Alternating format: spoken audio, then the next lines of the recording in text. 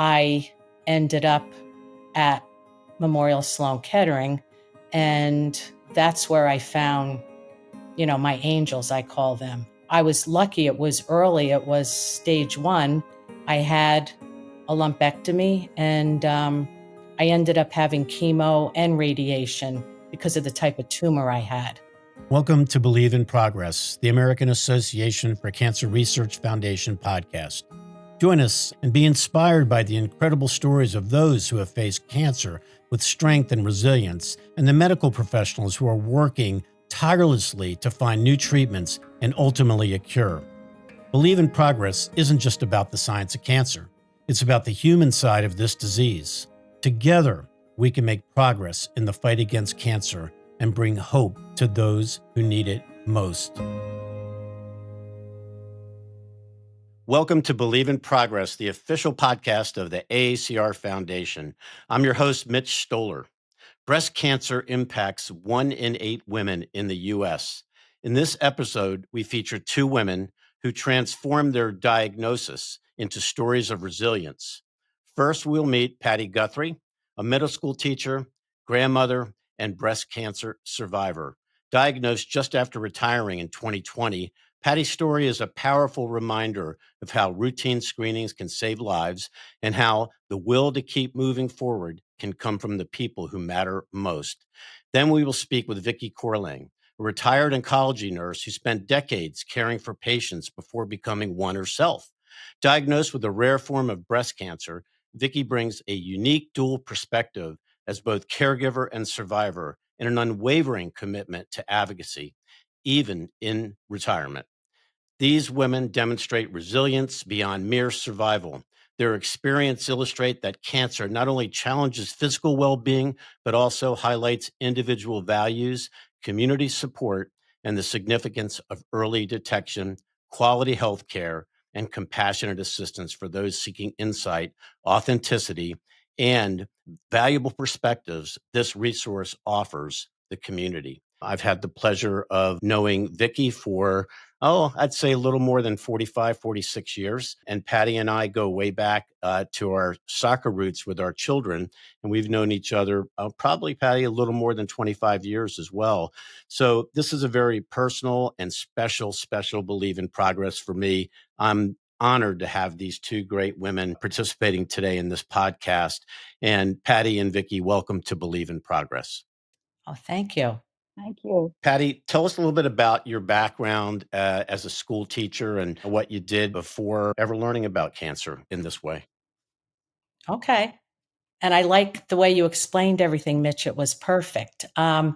So I was a middle school math teacher for 25 years, and that's where I found my passion for working with kids and teenagers. And it was just very rewarding, just not the teaching, but the social aspect of working with that age group. I always said, if that age is comfortable in the classroom, then they're going to be successful. So your social comfort is first, then your academics, I always felt, came second.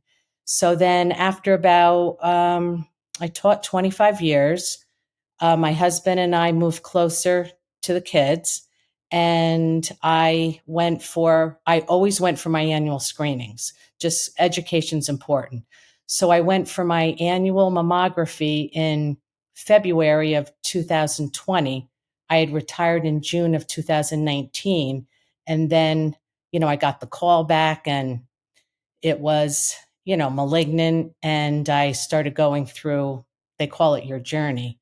I ended up at Memorial Sloan Kettering, and that's where I found, my angels, I call them. I was lucky. It was early. It was stage 1. I had a lumpectomy, and I ended up having chemo and radiation because of the type of tumor I had. When you first got this diagnosis, what went through your mind?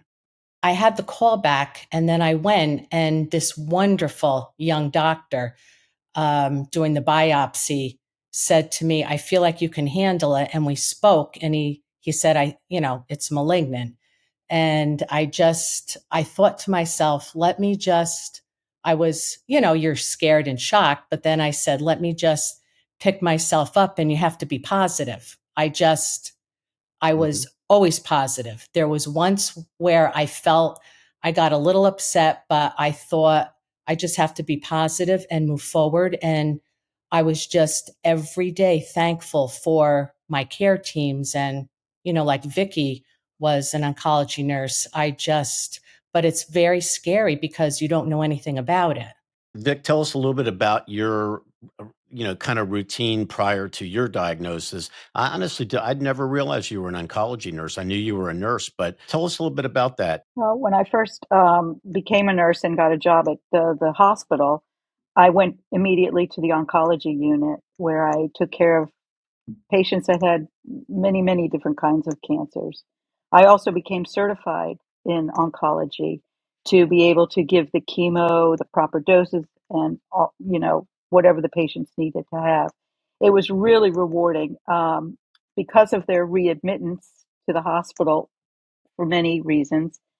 I got to know the people, their families, and it just, most of the time, they were very kind and uplifting to us as well as themselves. I mean, they needed to move on, the families. There were a few that were, in denial. Those steps that they take. I can't remember what they are. The denial, the Hmm. acceptance, and all that. You could actually see that in so many of the patients. But it was really rewarding. I did that for my first 5 years of nursing. Did that affect you emotionally, dealing with patients and families? Or I know you guys are trained not to try to get too emotional about things, but how was that? Oh, Mitch, I went to many, many funerals, and it was very sad. And because you become close with these people, and it just is, it's sad when they don't survive. Tell us how you found out about your cancer. Well, I knew for many months that something was off. I did not, I had it on the outside of my breast. The Paget's disease shows up on the outside. And I didn't know what it was, and I thought it was just eczema or dry skin. So I was putting lotions on and talked to my gynecologist. And then finally, after many months, the changes started appearing. And I went to my gynecologist again, and she sent me for a biopsy of my nipple, and it came back positive for Paget's. And I looked up Paget's disease, of course. I Yeah. Dr. Googled it, and I had classic symptoms that I had Hmm. no idea about. And when I found out I was actually in Canada, the Hmm. doctor called me and said, "You have cancer," and I was shocked to be. I was shocked and not Hmm. shocked at the same time because I knew there was obviously something wrong. Being a nurse and working at our local hospital, I immediately called a surgeon Hmm. from Canada, and he got me right in as soon as we got back, and I had surgery very, very quickly after that. Had you known any patients that had Paget's disease? Because Paget's disease doesn't just show Never. itself in cancer; it also is a bone issue as well. And then, secondly, when you do your normal mammogram, does that not show up Paget's? It did not show up on mine. Many times there is an underlying lump or evidence of cancer, but mine did not. I did not have any evidence of that. So my mammograms came back totally clean. And Patty, I know you as a very active person, and tell us a little bit about, if you don't mind, the treatment that you went through and how that affected you and affected your day to day life, if at all. Yes. Well well, I'm very thankful for you and all of my contacts, and, that made the difference for me. So, one thing I wanted to say was it was a little challenging, it was COVID. Well, my husband would drop me off at the front door at Sloan Kettering. There was a satellite. I had surgery in New York City, then I came home, had my treatment at the satellite near me, so he would drop me off at the front door, and I had 6 chemo treatments over over like 5 months, I guess. It worked out fine. I was by myself. And it's like your own personal journey almost. And the nurses and care team, they were just wonderful. So I had chemo during that, and you had to be really careful who my contact was virtually with around no Right. one. They didn't know that much about COVID. So I would see my family at a distance, Yes. outside walking. And, you just had to be very careful at the hospitals. So then I finished my chemo, and then again, radiation was 5 weeks, and you had to be really careful you almost were the doctor told me to be in a bubble during my radiation also. So my treatment started in May or June, and I wasn't done until December. So it's a long process, but you just Mm-hmm. tick everything Mm-hmm. off, right, Vicki? It's, Yes. so you're halfway done with chemo, you think positive with that, and you just, my Yes. support system was excellent. And, but I never felt alone. I had, the care team at the hospital were there for you the whole time. Isn't the support team critical here, and not just the hospital, but your families? Yes, the families made that was it. I was very lucky. My husband, my daughters, sons-in-laws, and the grandkids. It's just, I'm very blessed. And Vicki, were you dealing with the same issue with COVID and your treatment? Yes. Yes. And you'd go into these places that were, well, where I had my radiation, it was very sparsely populated in there with your mask on and your garb and all this other stuff, and it was kind of lonely, but yet it gave you time to think and say, okay, one more day, check it off. That even compounded the issue, the fact that it was COVID and you kind of had to be alone. How did you cope with this? I have to tell you, my most emotional day that I had, I mean, I was dealing with my Yes. parents, as you well know, Mitch. So I was kind of on the back burner thinking, move on, Vic, you can do this. But the worst day that I had was my first day of radiation, where you're laying on the bed and waiting for your turn to come and all this, and a male, was giving me my radiation, and I thought, this is a very humbling situation here.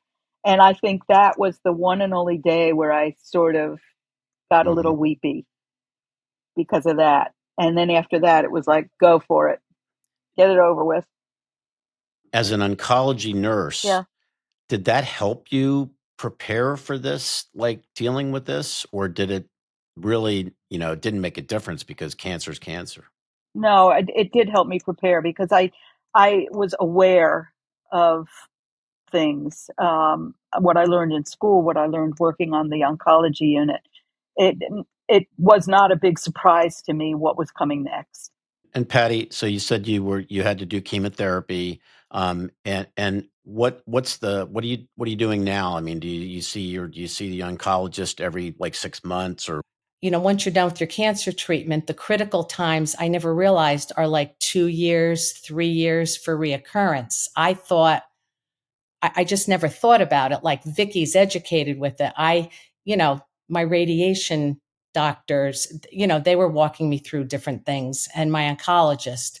But once you hit the 5 year mark, then your appointments, your mammographies, a lot of your blood work is annual instead of every 6 months. And I'm with the Survivor program, and my oncologist is there because they're so busy. My oncologist is there only if Mhm. I have a problem. So I'm seeing different nurses and care team at Memorial Sloan Kettering. Um, and there's certain tests that I still do get done every year, but now the majority of the tests are once a year. Your mammographies, your ultrasounds, and certain blood work, your bone density, because I'm on a medication that can Mhm. affect your bone density. So they have to be careful with that. So walking Mhm. is important for me. Were you walking and like exercising during the chemo regimen when you were doing chemo and radiation?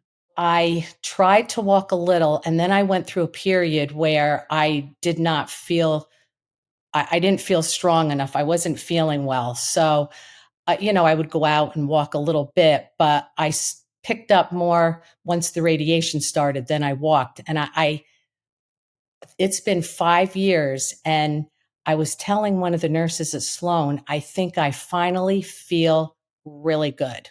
I'm walking a lot. I'm walking 5 to 6 days a week. This is the best I have felt in That's 5 awesome. years. I hope you're enjoying today's episode. I wanted to take a quick moment to remind you that your support is vital in our fight against cancer. As we always say at the AACR, cancer research saves lives, but we cannot do that without the generous support of people like you. If you're moved by the stories and insights shared in our podcast, please consider making a donation to AACR by visiting aacr.org. Your contributions help fund essential research and provide support to those affected by cancer. And while you're here, don't forget to subscribe to the Believe in Progress podcast. By subscribing and sharing with your friends and family, you help us reach more people with these important conversations. Thank you for your support. Now let's get back to the episode. And Vic, what's your regimen as far as post-treatment? Every 3 months, I have to have either alternating mammogram and a MRI. I just had my MRI. I actually went to the oncologist this morning, and the results are good. Thank goodness. But yeah, so I have to do that, I guess, for 5 years.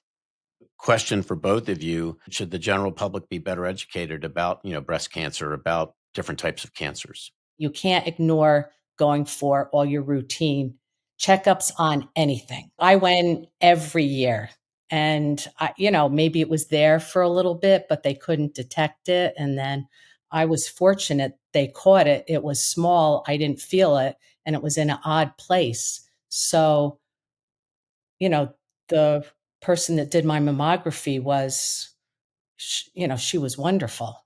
Vicki, what's your message to our audience about detect early checkups, testing, screenings, things like that? If caught early, like Patty, like me, you get it taken care of and you move on and you live your life. But if you don't know and are not able to get the mammography, it's too late then, many times.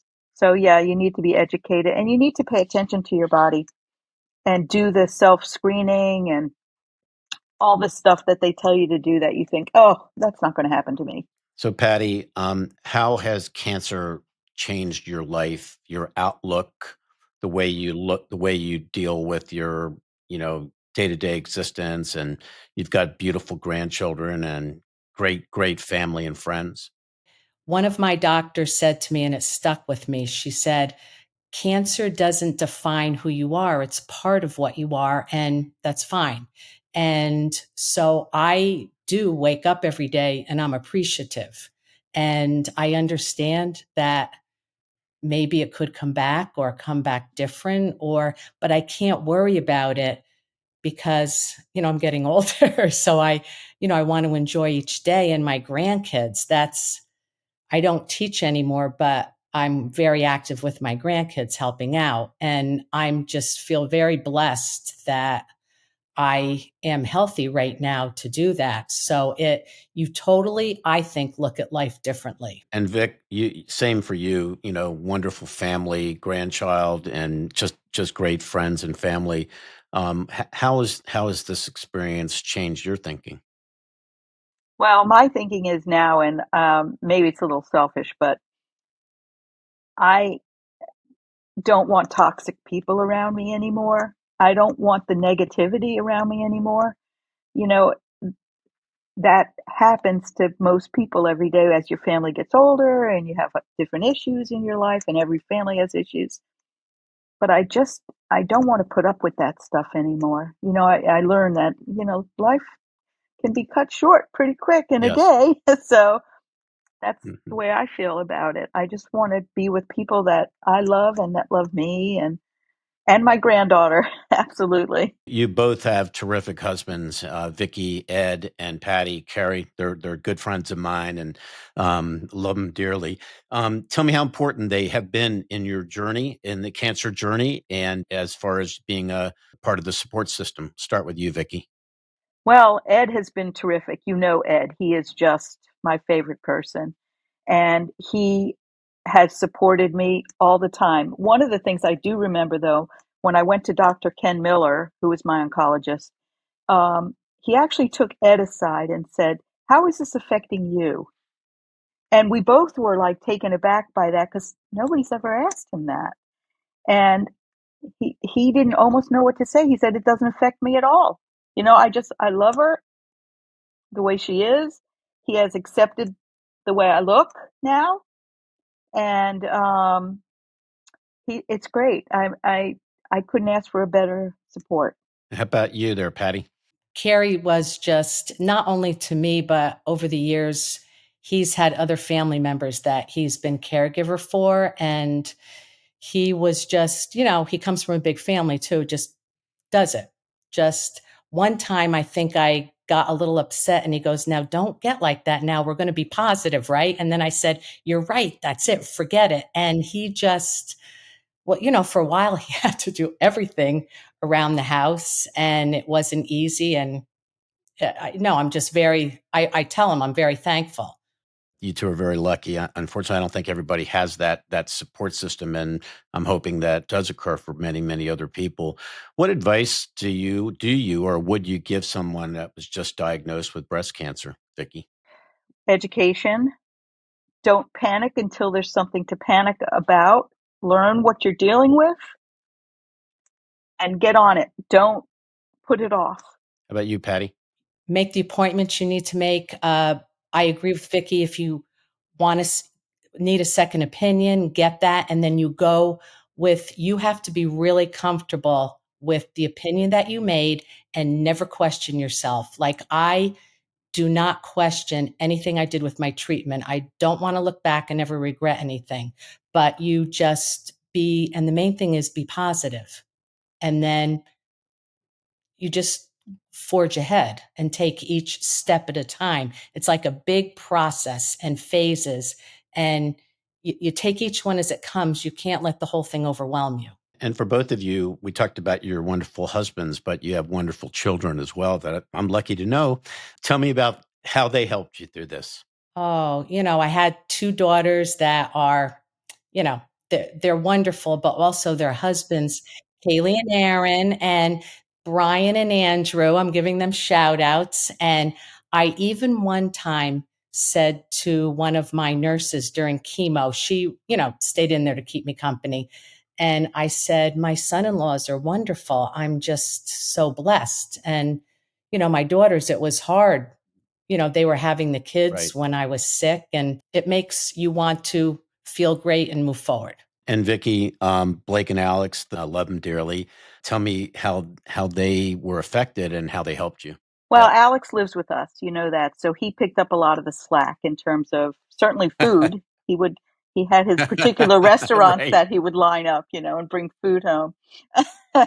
and and they weren't gourmet, let me tell you.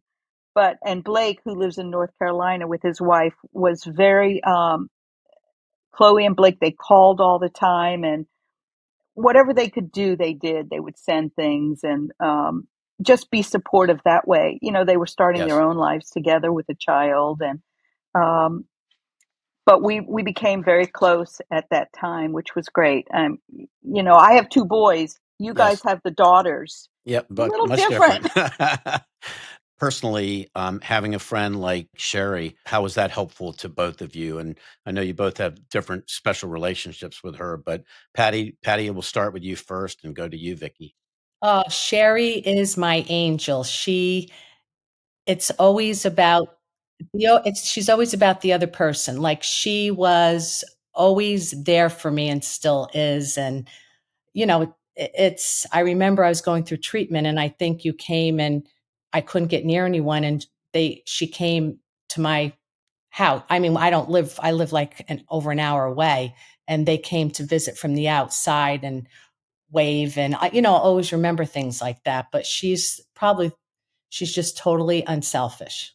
She's a good girl, that girl you're married to. She is without a doubt my best friend. And I've known her my whole life. Our mothers knew each other as children. And so we go back a long way, but she is one that I could always be myself with, no airs, nothing like that. And that's what you need. You need somebody that's going to tell you the truth and be honest and listen to you and let you vent and do whatever you need to do, and know that tomorrow she'll still be your friend.